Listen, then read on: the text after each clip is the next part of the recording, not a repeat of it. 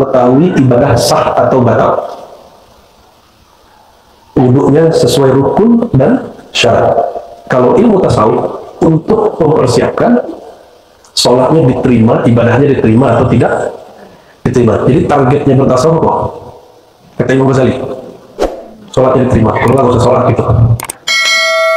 Tidak mesti kemudian mesti khusyuk. Enggak. Yang penting diterima. Apa caranya diterima? Nah, ini ilmunya Imam Ghazali.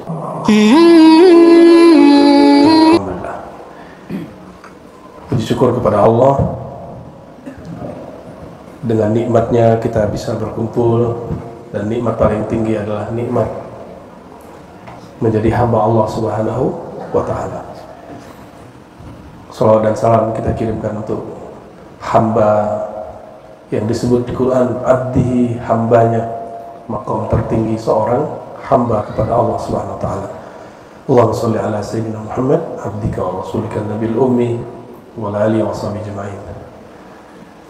Ternyata banyak kejadian hari ini. Tadi di Surau Sulu Tarbiyah ada wali kelas kami di MAK. Kalau barusan wali kelas kami juga di MAK, guru bahasa Arab, Buya Rismul. Cuma beliau ini orang Muhammadiyah yang tarbiyah, ya, sangat mengerti perbedaan-perbedaan dan tidak mempersoalankan orang baca Sayyidina atau tidak baca Sayyidina. Nggak masalahin orang bismillah dijahar nggak dijahar. Begitu beliau mengajari kami dulu, ya. Nggak masalah pakai usoli nggak pakai usoli, yang penting niat. Semoga beliau diberkahi hidupnya oleh Allah SWT, ya. Para guru kami Maulana Kasril, Al-Khadi Naqsyabandi, dan para ustadz, Buya Dr. Aldami, Buya Asfi, Akamsi, anak kampung sini, Preman Siko, ya. Izin dulu Preman, ya. Temanya tadi pentingnya makanya nih, ya. Buya Humaydi, nama beliau ini mungkin dulu orang tuanya pernah ngaji Sahih Bukhari. Di Sahih Bukhari, guru pertama Imam Bukhari itu orang Mekah, yang disebutkan di situ adalah Al-Imam Abdullah ibn Zubair Al-Humaydi. Jadi Humaydi itu, ya, Imam Humaydi ini orang yang khidmat kepada Imam Syafi'i. Kemanapun Imam Syafi'i jalan, diajak.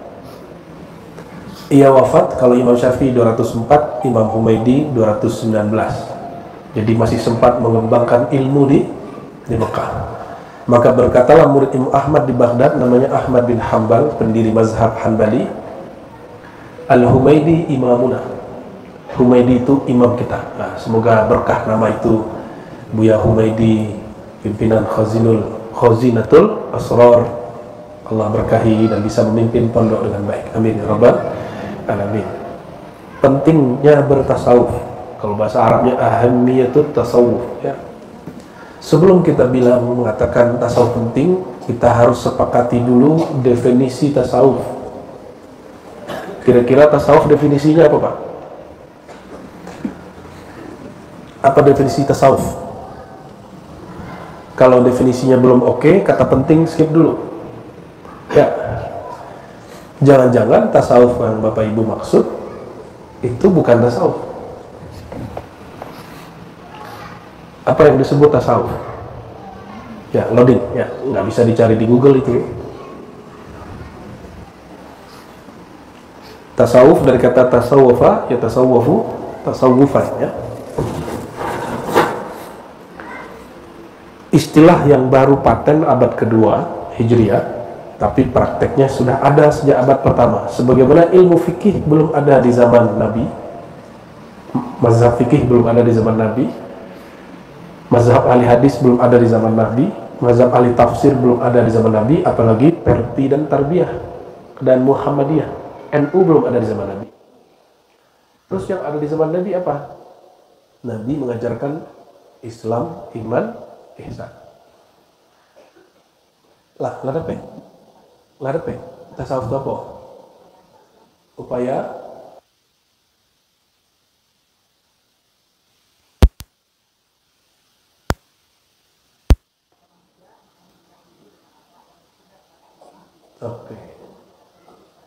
ajaran akhlak gitu, ya. Kalau akhlak agama lain juga punya, Bu. Selain orang Islam, itu banyak nggak orang yang suka berbuat baik? Bahkan yang jahat di Indonesia orang Islam. Yang korupsi di Indonesia siapa? Yang nakal di Indonesia siapa? Orang Islam. Jadi kalau ajaran akhlak, nah inilah penyimpangan dan penyempitan definisi tasawuf di sekolah-sekolah. Ini yang harus kita luruskan. Tasawuf itu bukan itu. Tasawuf lebih tinggi dari itu. Akhlak itu buah bertasawuf. Perhatiin. Akhlak itu buah bertasawuf, bukan itu. Tasawuf itu kata Nabi, anta abudallah ka'annaka tarah. Engkau menyembah Allah, engkau mengenal Allah seakan memandangnya. Kenapa Rasulullah mengatakan memandangnya? Padahal memandangnya mustahil secara fisik. Tapi ru'yat nanti di akhirat itu wajib terjadi, jaiz terjadi. Oleh karenanya, bertasawuf itu mesti sesuai dengan definisi dari Rasulullah sendiri. Jadi kita kalau mau mendefinisikan sesuatu mesti ada tasawur dan tasdiknya. Ilmu tentang mengenal Allah Subhanahu wa ta'ala. Apa perbedaannya dengan ilmu tauhid? Ilmu akidah, ka'annaka tarah, itu bedanya. Ketika engkau belajar tasawuf, seakan-akan dia hadir di hadapanmu, bukan hanya teori di kepala. Nah, maka turunlah definisi tasawuf itu sampai 2000 definisi oleh Imam Zarruq. Berapa Bapak Ibu? 2000 definisi, tergantung pengalaman. Setelah digabung, nyoci kembali kepada hadis Nabi. Anta abudallah ka'annaka tarah. Engkau mengenal Allah seakan-akan berjumpa dengannya. Kalau ilmu akidah cukup percaya. Percaya Allah bersifat, sifatnya 20 yang wajib, 20 yang mustahil. Itu cuma percaya. Tasdik percaya karena belum lihat realitanya.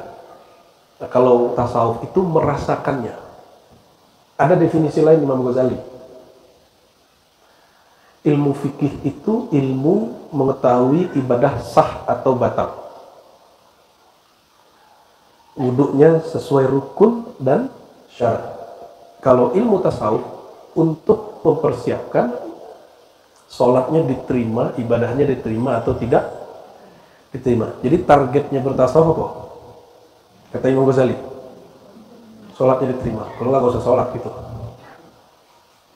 Tidak mesti kemudian mesti khusyuk full, enggak. Yang penting diterima. Apa caranya diterima? Nah, ini ilmunya Imam Ghazali. Bapak Ibu yang bukan Allah. Jadi kalau begitu ilmu tasawuf apa tadi? Ilmu mengenal Allah seakan memandangnya. Kalau diterjemahkan bahasa lain apa? Secara langsung. Ilmu mengenal Allah secara langsung, praktek.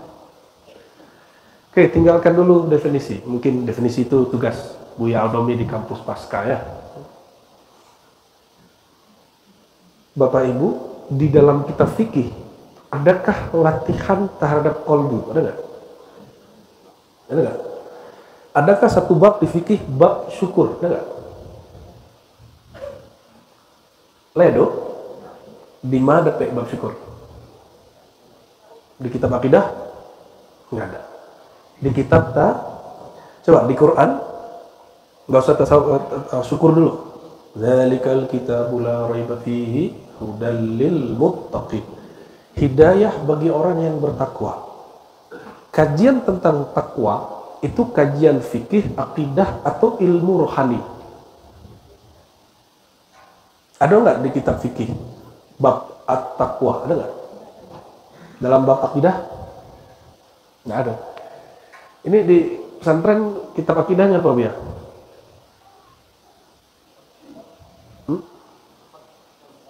Aqwal Mardiyah. Wah, itu basic sekali itu. Nggak ada itu di situ. Apa yang sudah level atas di tarbiyah ya? Ummul Barahin, Kifayatul Awam, Aqidatul Awam tidak membahas bab takwa. Lalu takwa siapa yang bahas? Yang bahas takwa ulama tasawuf. Oleh karenanya, kalau Bapak Ibu ini membid'ahkan tasawuf, berarti kita sedang membuang sepertiga pemahaman kita yang tepat untuk Al-Quran. Paham gak maksudnya? Paham ya? Paham gak paham nanti paham juga. Itu di bawahnya, ya. Oke, ayat yang sering dibaca khatib. Kalau Buya Humaydi khutbah, saya sudah tebak, pasti sering baca la in syakartum la azidannakum. Ya, betul gak? Ibu tahu nggak ayat itu? Bapak-bapak ini sudah hafal walaupun kalau baru khutbah nih. Assalamualaikum warahmatullahi wabarakatuh. Innal hamdalillah. Itu bapak baca doa. Doa bismikallahumma ahya wa amut. Ya, yang pernah tidur lagi khutbah. Jangan angkat tangan. Berarti semuanya. Allahumma shalli ala Muhammad. Ayat la in syakartum la azidannakum. Jika kamu bersyukur, aku akan tambah bagimu. Coba cek kata syukur. Bab syukur adakah di bab fikih? Adakah dalam akidah? Adanya di kitab tasawuf. Boleh sebutkan ayat-ayat tentang akhlak. Itu buah bertasawuf. Mudah? Dalil bertasawuf mudah nggak? Maka setiap ayat yang menyebutkan pekerjaan kolbu, mulai daripada tadi taubat, syukur, sabar, ridho, ikhlas, mahabbah, cinta, tidak pernah dibahas dengan detail kecuali oleh ulama tasawuf. Jadi kira-kira tasawuf itu penting atau tidak? Berarti pengajian kita sudah beres. Penting atau tidak? Penting ya. Kalau sholat secara fikih cukup dengan apa? Niat, takbir, ditutup dengan salam. Kalau sholat secara akidah meyakini bahwa Allah Maha Suci, Maha Hebat, Maha Menguasai.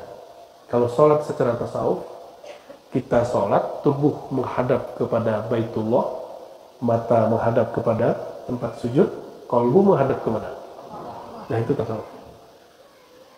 Tapi di fikih, adakah syarat sholat sah? Yaitu khusyuk, ada nggak? Syarat sholat diterima, sholatnya khusyuk, ada nggak? Nggak ada. Yang ada di kitab Kifayatul Akhyar, tumak ninah. Dan tumak ninahnya diulang-ulang. Ruku, tumak ninah. Iktidal, terus sujud, tumak ninah gitu. Tidak disebutkan khusyuk. Padahal di Quran, indikator orang sukses itu alladzina hum fi salatihim. Orang-orang yang di dalam salatnya khusyuk. Banyaklah teori ustadz hari ini karena mereka tidak mau bermursyid, berguru dalam bab rohani. Akhirnya khusyuk itu membebani orang awam. Apa itu khusyuk? Mengerti apa yang dibaca. Ya kalau tidak sekolah di tarbiyah, tidak sekolah di pesantren, bisa nggak paham Quran? Tidak mungkin bisa paham. Berarti khusyuk yang begitu itu punya masalah banyak. Dan tantangannya apa? Kalau begitu orang Arab khusyuk semua dong.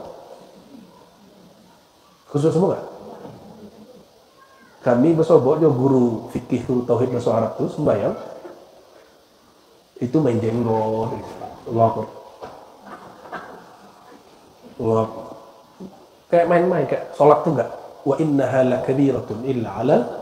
Sholat itu mesti serius, nggak main-main sholat. Nah, ketika disebut di Quran sesungguhnya sholat itu besar, berat kecuali bagi orang khusyuk, itu penjelasan tentang pentingnya bertasawuf. Jadi kalau diganti judulnya gimana? Wajibnya bertasawuf. Gimana? Sepakat ya? Udah sepakat juga nggak apa-apa. Buya Hamka punya buku tasawuf nggak? Buya Hamka itu NU, Tarbiyah Islamiyah atau Muhammadiyah? Kenapa hari ini Muhammadiyah identik tidak bertasawuf? Itu aneh. Kok hari ini Muhammadiyah identik suka ngejek orang bertasawuf? Itu aneh. Harus dikembalikan ke khitohnya. Buya Hamka nulis tasawuf modern. Lembaga hidup, itu lembaga hidup, falsafah hidup, isinya tasawuf. Beliau rutin mengisi kolom tasawuf di dulu majalah Panji. Buya, siapa? Buya Hamka itu Bapak Ibu, ayahnya yang bawa Muhammadiyah ke bersama Syekh Jamil Jauh dan beberapa orang, Abdullah Ahmad. Tapi Syekh Jamil Jauh keluar. Apa kata beliau? Kayaknya kita salah kamar. Ayah Buya Hamka kemudian juga tidak aktif, tapi murid-muridnya aktif di Padang Panjang. Silahkan cek sejarahnya. Ayah Buya Hamka itu bertasawuf Bapak Ibu dan memegang beberapa sanad tarekat sufi. Pendiri Muhammadiyah, siapa nama pendiri Muhammadiyah? Nah, Ahmad Dahlan, nama kecilnya Muhammad Darwis. Syekh Muhammad Darwis atau Kiai Haji Muhammad Ahmad Dahlan itu sebelum ke Mekah belajar ke mursyid tarekat Syaziliyah, Thariqah Sufi. Syekh Soleh Darat. Ya, Syekh Soleh Darat. Buya Hamka punya ayah dan punya kakek, punya inyek. Inyeknya namanya Tuanku Kisai Amrullah. Syekh Amrullah itu kawan Syekh Ahmad Khatib Al-Minangkabawi yang namanya disebut di pesantren sebelah. Kita nggak tahu manhajnya sama nggak dengan Syekh Ahmad Khatib. Syekh Ahmad Khatib itu bukan Wahabi, Bapak Ibu. Syekh Ahmad Khatib itu bukan Salafi. Syekh Ahmad Khatib itu akidahnya Asy'ariyah seperti pendiri NU dan Muhammadiyah. Dan beliau di semua kitabnya, hampir semua, memulai dan menutup kitabnya dengan bertawassul. Kritik beliau terhadap bab pusaka tinggi, pusaka rendah, itu bijahil Mustafa Muhammad sallallahu alaihi wasallam. Kalau bertawassul dengan tuah Nabi Muhammad, ya Allah, maka kabulkan doa kami. Itu orang Wahabi, itu ahlu sunnah bermazhab. Ya, karena ulama mazhab tidak memandang tawassul bab aqidah, itu cuma kaifiat berdoa. Jadi image tentang Syekh Ahmad Khatib yang aslinya dengan yang bayangi orang hari ini itu lain, Bapak Ibu. Dan sadar atau tidak Bapak Ibu, kami ada sanad tarekat Khalwatiyah jalur Syekh Ahmad Khatib Minangkabau.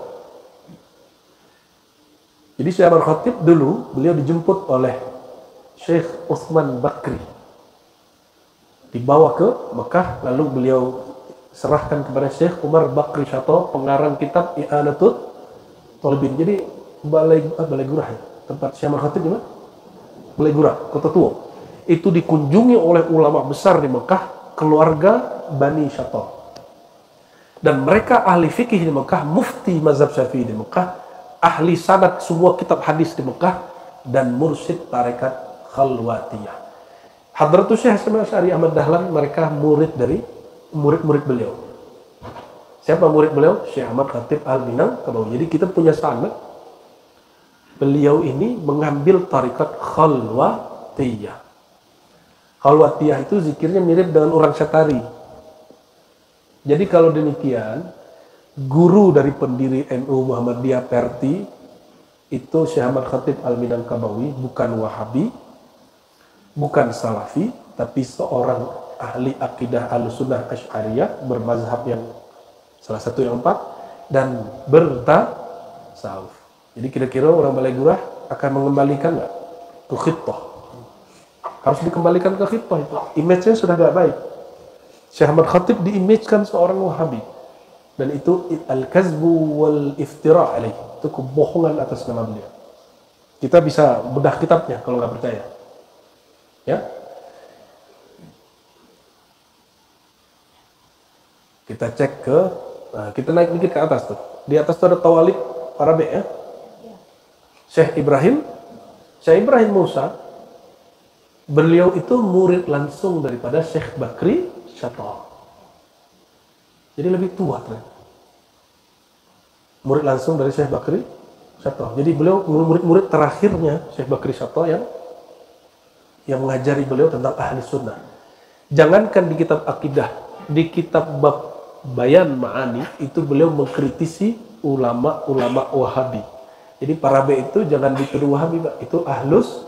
Ini ada keturunannya di sini, mana tadi? Bang Peri. Nah, ini Bang Peri ini. Seumur-umur baru ziarah. Ya. Tapi tinggal di Bandung sih. Dan alhamdulillah beberapa waktu lalu 2022 kami buka kajian kitab Ihya Ulumuddin di situ. Alhamdulillah.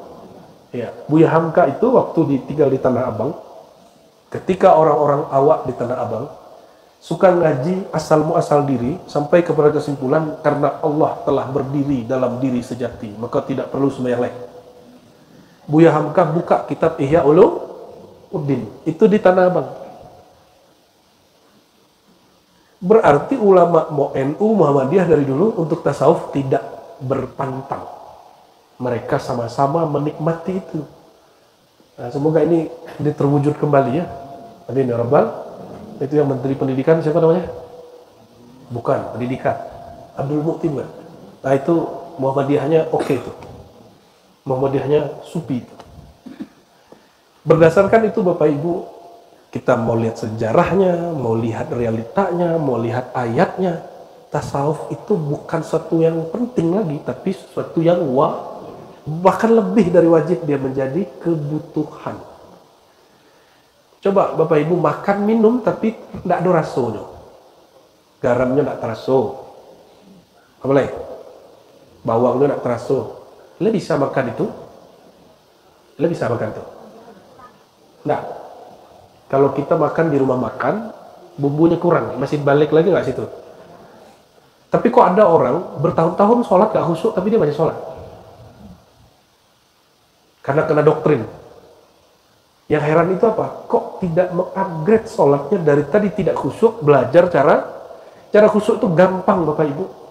Khusyuk itu nggak usah pakai teori, nggak usah pakai teori harus ngerti bahasa Arab. Ini kalau begitu yang nggak pernah nyantri stres nggak? Bismillahirrahmanirrahim. Bismi dengan nama Allah Ar-Rahman-Ar-Rahim. Alhamdulillah segala puji lillahi milik Allah. Alhamdulillah mubtada. Gitu ya. Marfu'. Ya. Marfu' terus apa? Biayuna nih jago nih. Mubtada marfu' wa alamat rafihi dhammatu zahiratun fi akhirih. Emang begitu. Lillahi lam harful khafat. Fa idza dakhala 'ala al-ismi fa yajurruhu majrura. Lillahi ism majrur. Tuh kan? Apa harus begitu? Allahu Akbar, alhamdulillah, khabar mubtada. Kan jadi bingung. Maka kalau ingin sholat khusyuk, mau yang jalan pintas nggak? Cuma dia maharnya besar. Maharnya bukan duit, indah pitih dong. Mahar dari khusyuk itu cuma satu, an-ta'rif al-ma'bud. Kenalilah siapa yang engkau sembah, pasti khusyuk. Kalau Bapak Ibu datang, model mau tadi, Jobuya Rismul kok, Al-Muhammadi, beliau orang Muhammadiyah. Tadi badan Wah sedang oleng, baru duduk beliau, tekan aja Pak. Matu masih kabur kok. Siapa Pak? Ya lah 3 kali beliau menyebut nama Rismul. Utawa lu balik-balik lah itu. Masih blank. Ya. Tapi ketika beliau sebut MAK, Man, Duo, Bukit Tinggi, baru kemudian mau tekanah. Beliau badannya tidak pernah naik-naik dulu begitu saja. Ya. Maka sihat beliau, alhamdulillah. Langsung kita hormat, langsung kita cium tangannya. Mungkin orang Muhammadiyah cium tangan ke bid'ah melawan saja kan. Jadi guru kami di sekolah itu rata-rata Muhammadiyah. Kami pun dari keluarga ayah itu rata-rata Muhammadiyah kecuali ayah hambu. Ayah hambu orang tarekat. Jadi ketika kita kenal dengan beliau, yang tadi matonya masih tidak jale, salamannya masih lemas, langsung muncul tenaga untuk menghormati beliau. Karena ingat kenal beliau, langsung kita hormat. Apa itu? Bagus benar ya. Oke, sip. Syukran. Khusyuk itu boleh diartikan tunduk karena engkau kenal kepada yang engkau sembah. Jadi tanya Allah, kenal aja Allah lu? Sudah kenal Allah belum? Sudah kenal Allah? Cara kenal Allah. Kenal Allah itu boleh dengan akal, boleh dengan nakal. Nakal itu dalil yang tertulis. Akal dalil yang difikirkan. Kita pandang alam, kita pandang masaji yang serancak kok, pasti ada nungguin, ya tak? Kalau gunung ada gue, ada sudah jauh badan kita ada gue. Yang sudah punya anak itu buatan bapak ibu atau bapak ibu tidak pernah gue? Pernah gue ya? Bapak ibu ini cuma wasilah terbentuknya anak, tapi tidak pernah melakukan perkawinan sel telur apa namanya itu? Ovum dengan sperma nggak pernah. Itu urusan sama Allah. Bisa request nggak? Udah. Beko anaknya mirip awak saya. Lo bisa itu? Kecil udahnya, ada anak tih kau udah dapet. Mungkin tidak begitu? Tidak bisa. Karena orang tua tidak menciptakan anaknya, tapi hanya sabab, al-asbab. Ini mic-nya ada echo-nya, bikin orang ngantuk ini. Izin minum cek Bapak Ibu ya. Bismillah. Kalau kita kenal seseorang, maka kita akan respect kepadanya. Kalau beliau kan guru ambo, beliau hanya bertanya, "Lai tekan aja ambo," sebabnya guru ambo. Tapi kalau murid, jangan beri itu tanya ke guru. Ya, lai tekan aja ambo. Nah, kalau guru, pantas dan gitu. Jadi, Pak Tabah nih, ketemu gue Asfi, udah 3 tahun enggak? Sudah. Ya, ente kenal aneh enggak? Emang ente siapa harus dikenal ya? Jadi, kita ini kepada Allah, supaya gampang untuk khusyuk, mulailah belajar ma'rifah, tapi bukan ma'rifatullah akal, ma'rifatullahnya sudah mulai masuk ke ma'rifatullah qalbu. Mulai qalbunya yang mengenal. Apa perbedaan ahli akidah dengan ahli tasawuf dalam membahas tentang ma'rifat? Ma'rifat bagi ahli tasawuf, semakin engkau membayangkan Allah, semakin engkau mengaku tidak mengenal Allah. Dan Allah lebih mulia dari semua yang engkau fikirkan. Kalau orang ahli tauhid, nah baca kak Wahbi jo NU, baca kak ini di Al-Azhar Bapak Ibu, seorang syekh namanya Usamah Al-Azhari itu kemudian diserang oleh orang-orang Salafi, Wahabi, karena beliau mengkritisi mahasiswanya yang diuji ujian magister, mengutip dari ulama Wahabi tapi tidak muktabar menurut beliau. Dibully. Kita sudah lelah main bully-bully. Ambo kok pakar membuli orang. Nah, jadi kalau debat jambo, Abu Yasfi kok paling paham. Debat jambo menang merasa sombong, kalah sakit hati. Menang merasa sombong, kalah sakit. Ya. Mana ada orang debat, kalah debat kemudian terima kekalahannya, kan tidak ada. Tidak ada. Dan kita sudah tobat dari banyak debat. Sakit-sakit beliau. Allahumma sholli ala sayyidina Muhammad. Nah, kembali ke yang tadi. Jadi, cara sholat khusyuk itu mesti kenal yang disembah. Mengenal yang disembah bukan dimulai jauh-jauh memandang langit, bumi, ayat, Quran itu kejauhan. Ayat Allah yang paling dekat dengan kita adalah tubuh ini, diri ini. Jadi mulailah pandang diri dan rasakan peran Allah pada diri. Bapak Ibu, kalau Allah tidak kembalikan nyawanya tadi subuh, bangun nggak? Ada nggak tadi pagi, innalillahi wa inna ilaihi rajiun, telah berpulang ke rahmatullah, saudara Abun-Abun dengan umur 63, ada nggak? Ya, kita dengar kemarin, ya, seberang kelurahan kita. Dia tidur, nggak bangun-bangun. Dan kadar kehusuan sejauh mana seseorang mengenal Allah Subhanahu wa Ta'ala. Jadi tingkatan khusyuk berdasarkan apa? Sejauh mana dia kenal Allah dengan qalbunya. Bukan dengan, kalau dengan akal nanti Bapak Ibu berpikir cara berdebat dalam sholat. Seperti yang dilakukan Buya Asfi waktu masih sekolah. Lagi sholat dia mikirin cara debat. Cakap selesai, silek terkenal. Ya. Debat beres, dalilnya baru muncul. Ya. Pernah kayak gitu Buya? Semua kita pernah begitu. Kalau ciri-ciri orang yang sukses dan pasti masuk surga itu orang khusyuk, qad aflahal mu'minun alladzina hum fi salatihim khashi'un, beruntung orang beriman yang mereka khusyuk dalam salatnya. Berarti bertasawuf itu salah satu cara, bahkan mungkin satu-satunya cara paling cepat masuk surga. Benar nggak? Lihat. Tanpa khusyuk beruntung nggak? Di ujung tema ayat, ulaika humul warisun. Mereka lah pewaris surga. Maka orang yang sholatnya khusyuk, yang dia kenal siapa yang dia sembah, itu pasti masuk surga. Memastikan nama orang masuk surga tidak boleh kecuali bagi para nabi dan aulia-aulia yang dikabarkan nabi atau malaikat. Tapi ada kisi-kisi umum bahwa ciri-ciri ahli surga yang pasti itu amalnya jelas apa? Kita ulang ya. Ayat tadi, qad aflahal mu'minun alladzina hum fi salatihim khashi'un. Yang pertama disebutkan di situ salat khusyuk. Baru setelah itu menjaga kehormatan, baru berzakat. Betul nggak? Maknanya apa? Bertasawuf itu adalah awal daripada orang menjadi sukses dunia akhirat. Dan itulah yang dijelaskan Buya Hamka, ayah Buya Hamka, dan orang-orang yang mengerti bab ini. Kemudian ada orang yang mengatakan, oh tasawuf itu kalau lamuna mengaji nanti gilo. Berarti definisi dia tentang tasawuf, kalau mengaji tasawuf, tarekat, nanti jadi, mungkin ada kejadian di kampung 30 tahun yang lalu, ada orang belajar tarekat, lalu gilo. Akhirnya masuk ke alam bawah sadar, bahkan sampai guru-guru di pesantren begitu.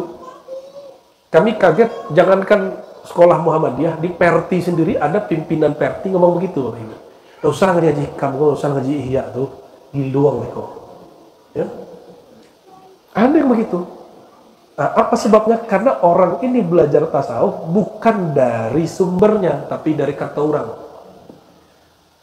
Kata orang, kalau belajar tasawuf nanti, gilo. Coba lah, Dr. Aldomiko gilo dah. Ya doktor mah. Itu tarikatnya banyak tuh Bapak Ibu. Yang tidak ada tuh tarikat masuk neraka jangan dulu. Gimana nih? Ada yang takut dituduh gila nggak?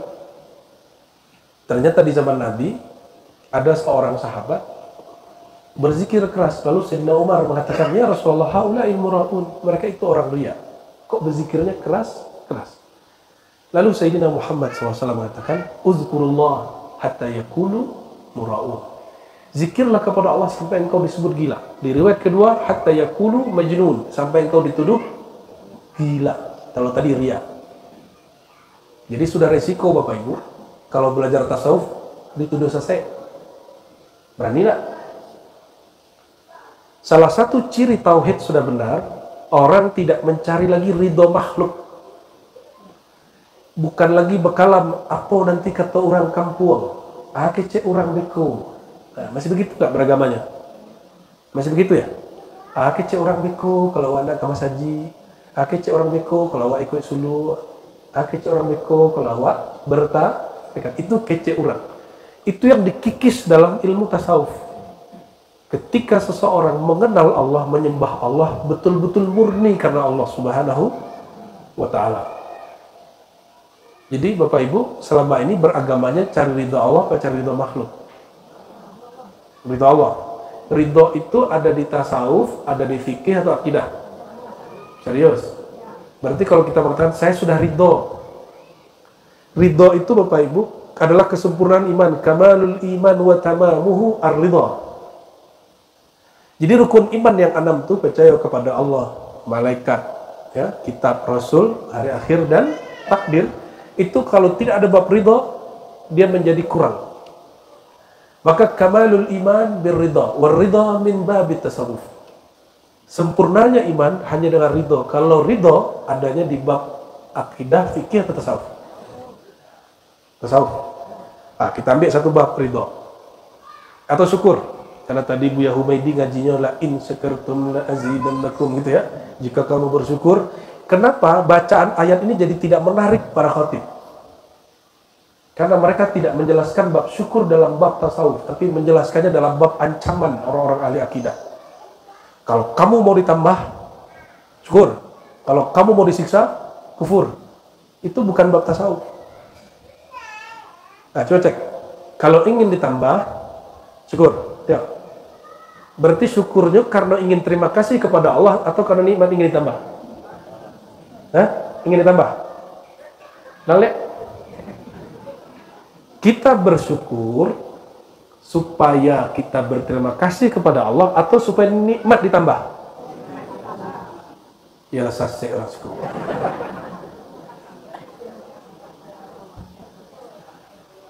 Maka wajib ngaji tasawuf. Ayat itu bukan menjelaskan definisi syukur. Ayat itu tentang konsekuensi bersyukur, bukan tujuan bersyukur. La in syakartum, jika kamu bersyukur, la azidannakum, manfaatnya kamu ditambah. Tapi itu bukan tujuan. Oleh karenanya, kalimat syukurnya lebih didahulukan daripada la azidannakum. Ya. Lu nyambung lah, lu paham lah.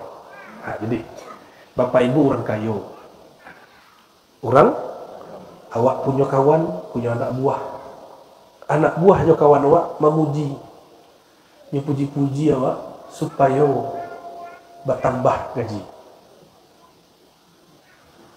Paham? Itu elok atau enggak? Hah? Dia puji-puji awak supaya bertambah gaji. Oke, paham? Ada surang inyo khidmat kepada bapak ibu, inyo tidak memperhatikan gaji, tidak memperhatikan naiknya tunjangan, hanya inyo karena suku ingin berterima kasih. Karena dulu orang yang kerja jauh ibu kok, anaknya sakit tengah malam, tidak ada orang mantan, kira bapak ibu lah yang mantan. Ketika tidak ada piti pembayar, inyo lah yang membayar pengobatan. Tanda terima kasih orang kok, pokoknya kemudian membantu bapak ibu dan memuji bapak ibu karena ingin berterima kasih. Mayang bapak ibu percaya kalau bertugas bekerja. Dan pertama ingin memuji karena ingin ditambah gaji, atau yang kedua? Tuh, baru paham dia. Terus dari kemarin kemana aja? Ya? Nah, tolong nih para khotib. Maka para khotib, ini khotib kan, ustadz itu kan hebat Bu ya. Ustadz itu tidak ada lagi yang mengawasinya. MUI tidak sanggup mengawasi ustadz. Perdi Muhammadiyah tidak sanggup mengawasi ustadz-ustadznya. Karena si ustadz itu adalah pengawas tunggal. Jadi nyo ceramah suku-suku nyo ya, tidak sesuai standar. Walaupun kita tidak sepakat dengan standarisasi ustadz dan sertifikasi ustadz, tapi kalau bisa ustadz itu tahu dirilah. Ilmu itu di atas langit ada langit. Masuk batuk aja enggak. Jadi syukur itu apa? Berterima kasih kepada Allah karena Allah Maha baik. Itu syukur level 1. Baru level 1 tuh. Jadi kalau yang bersyukur karena ingin ditambah, itu bukan syukur. Itu namanya apa? Hah?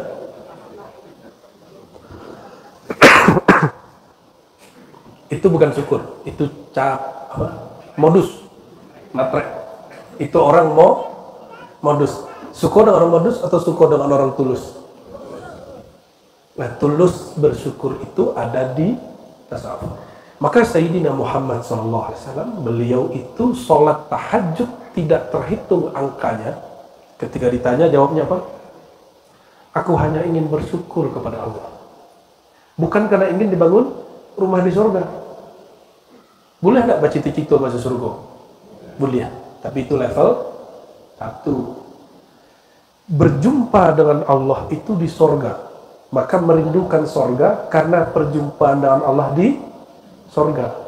Seandainya tidak jumpa dengan Allah di sorga, kita tidak perlu mengharapkan masuk sorga.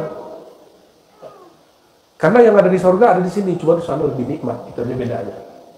Nah, Bapak Ibu yang bukan Allah, apa syukur yang lebih tinggi?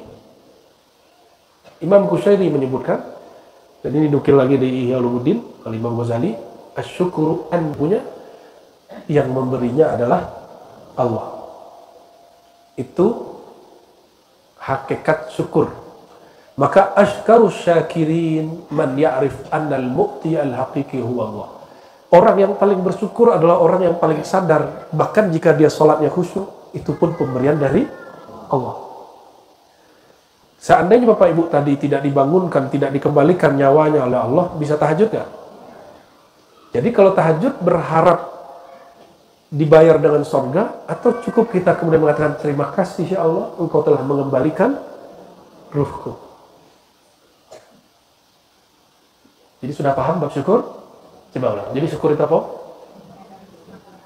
Menyadari bahwa sang pemberi nikmat hakiki adalah, lalu ingin berterima kasih secara tulus kepada Allah, bukan karena nikmat ingin ditambah, disebut fawaid. Apa arti fawaid? Faedah itu beda dengan maqasid, tujuan.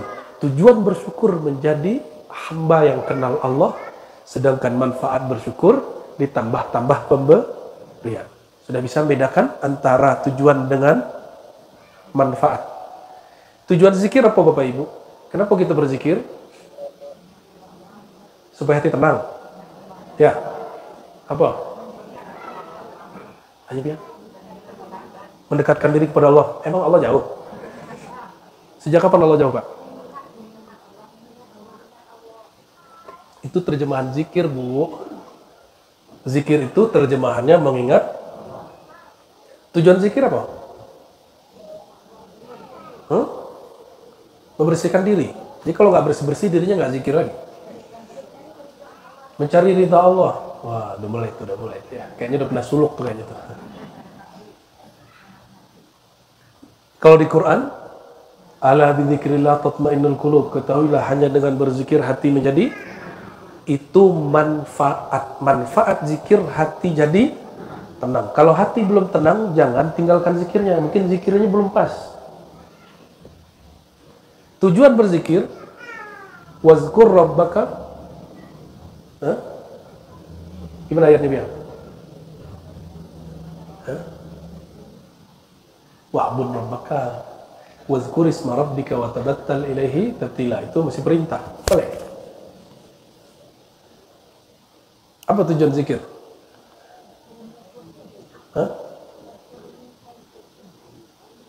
Fazkuruni. Itu tujuan berzikir. Menumbuhkan fazkuruni, ingatlah aku, azkurku. Niscaya pasti aku sedang mengingat engkau. Kita ingat Allah. Dengan apa kita ingat Allah? Kehambaan. Lalu Allah mengingat dirinya sebagai ketuhanannya. Fazkuruni wazkurkum washkuruli wala takfurun. Itu salah satunya. Dan ujungnya adalah kehambaan. Ujung daripada berzikir itu kehambaan.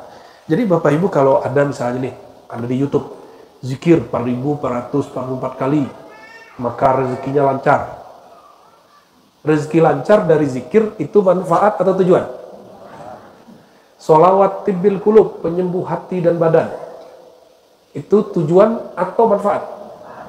Jadi kalau kita sholawat, kita sehat, itu bukan tujuan kita bersolawat apa?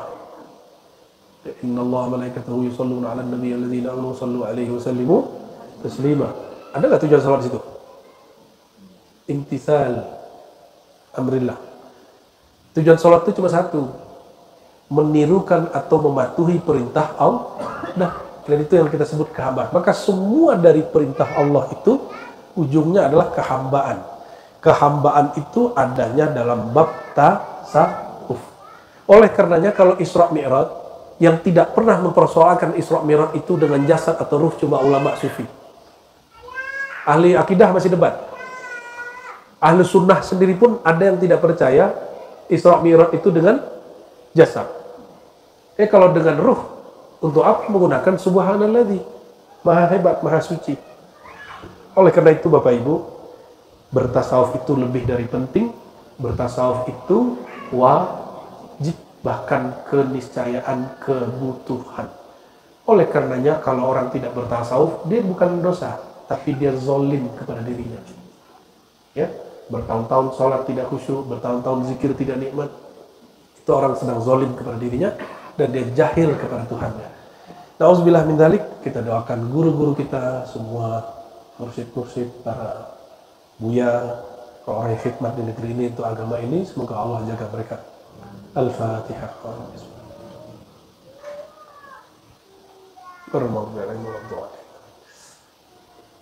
Lah, Buya Humidi? Awak jadi terharu Ibu kalau bertanya, Pak? Bukan terharu, hidungnya mampet, Bu. Oke, satu laki, satu perempuan. Silakan.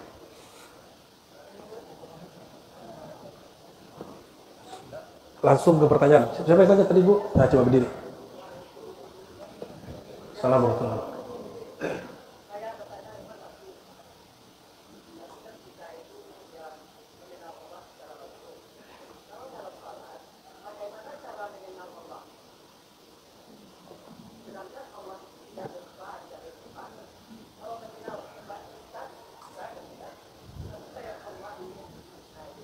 Oke.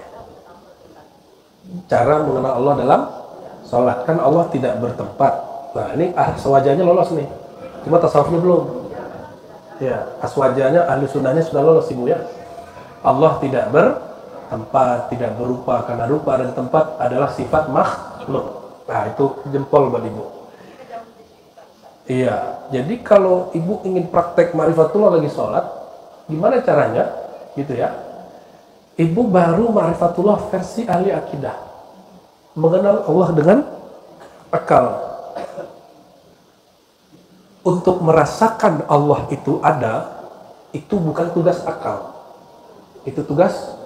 Maka Nabi dalam hadis Bukhari mengatakan, jika engkau sholat, jangan meludah ke depan. Fa innallaha tijaha amamikum. Hadis sahih Bukhari. Allah rasakan dia ada di hadapanmu. Lo kan tidak ada rupu. Tidak ada. Nah disitulah Abu Bakar Siddiq berkalam. Ibu perlu hafalkan kalimat ini. Al-ajzu anil idraki idrakun. Merasa tidak sanggup mengenal Allah, itulah awal bermakrifat. Jadi semakin dipikirkan Allah itu semakin jauh dari hakikat Allah Subhanahu. Maka ibu mengatakan, ya Allah, anta laisa kamislika syai'. Surat apa yang mirip dengan itu? Asy-Syura ayat 11. Engkau ya Allah tiada yang serupa denganmu. Akal ini hanya mampu memikirkan sesuatu yang ada rupanya, ada contohnya. Laisa kamitsli syai', tidak ada contohnya, maka akal tidak sanggup untuk memahami hakikatnya. Oleh karena itu, definisi akidah, mengimani sifat-sifat Allah dalam ilmu akidah, itu bukanlah definisi sempurna. Hampir semuanya menghindari definisi. Contoh, Allah itu tidak berupa, tidak bertempat. Kalimat tidak itu bukan definisi. Itu justru menghindari mendefinisikan Allah. Jadi Allah itu tidak dapat didefinisikan, Allah itu hanya dapat dirasakan. Maka ibu aktifkan nilai rasa di kalbunya. Ibu sama suami pakai pikiran atau pakai rasa? Rasa, serius. Gimana? Coba dinaikkan rasa itu kepada Allah. Kalau kita sama pasangan pakai pikiran, tengkar tiap hari ibu. Tapi kalau pakai rasa, kita ngalah lagi, balik lagi, ngalah lagi, balik lagi, begitu terus. Ibu pernah rindu suami enggak? Suamimu masih hidup atau ada risiko? Selalu rindu? Ya benar. Awak tak yakin? Ketika ibu menjalankan lalu itu lupa. Awakku bapak ibu, kalau ingat segala sesuatu tidak dapat tidur. Tadi itu amba meriang bapak ibu. Karena dari ujung kaki sampai ujung kepala, baca supaya lupa. Tak kena kaji nawa ajan ke murid kiranya waktu jangan pakai dulu. Namanya bersyahadat, mengajak tubuh ikut bersyahadat. Wajarlah diri badan luar dan sakit dan saya ke bersyahadat. Akhirnya melupa kalau badanmu sakit, baru takaluk tadi. Takaluklah kami di mana Pak ya? Di rumah udah tadi Tuhan. Kepuan namanya. Udah makmur. Nah. Jadi ketika kita mengingat yang lebih besar, kita lupa dengan diri, barulah di situ muncul makrifat. Maka mengenal Allah itu dimulai dari mengenal jasanya. Karena jasa Tuhan. Itu nanti ibu mulai khusyuk tuh. Nanti lama-lama tak sanggup kita membayangkan lagi bahwa betapa baiknya Allah SWT. Nanti pun nangis sendiri tuh salatnya. Itu ya. Jadi makrifat dalam sholat bukan makrifat akliyah, tapi makrifat zauqiyah, makrifat rasa. Aktifkan rasa ada Tuhan. Lah, ya, lah tuh, yang lain. Boleh. Satu lagi dari Bapak, silakan. Lah tuh yo, Bapak tuh tidak boleh. Ya. Barangkali itu Bapak Ibu, kesimpulan kaji kita sederhana, tasawuf itu terserah Bapak Ibu mau belajar atau tidak, itu urusan Bapak Ibu. Bahkan kalau bahasa kita tadi, tasawuf itu kebutuhan, maka orang yang tidak memenuhi kebutuhannya, dia sedang zalim kepada dirinya dan dia zalim kepada agamanya. Maka intan surullah yang surkum, bantulah Allah, maksudnya bantulah engkau mengenal Allah dalam dirimu. Nanti Allah bantu. Nah, inilah nikmat kenal satu, nanti Allah kasih nikmat yang banyak, mengenal lebih banyak. Mohon maaf salah kurangnya. Semoga yang tadi nasihat itu, syukur yang tadi itu telah berubah, sudah berubah. Nanti kita ada masuk, kita ngaji balik. Assalamualaikum warahmatullahi wabarakatuh. Mohon maaf, tidak ada salaman, khawatir Bapak Ibu.